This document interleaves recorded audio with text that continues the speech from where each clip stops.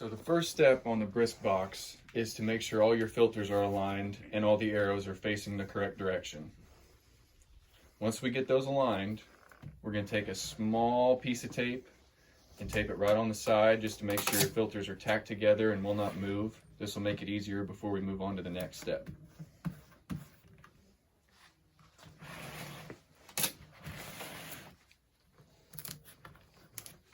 The next step we will do is we will take the top panel and we will place it on just to ensure that our filters are oriented the correct direction before we move on to any other steps. So now we're going to go ahead and take our tape and place it on the filters, and you'll repeat this process for each side of the filter. You just need one piece of tape.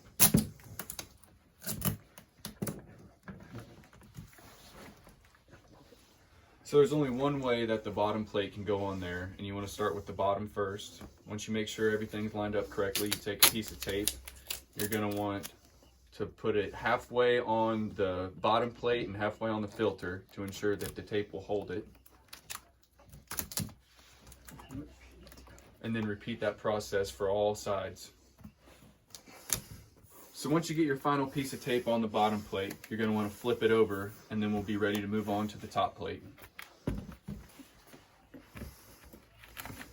So the final step in this process is to go ahead and tape the top on with the fans.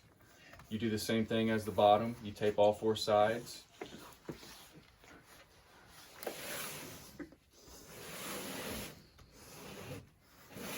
And that should complete the unit.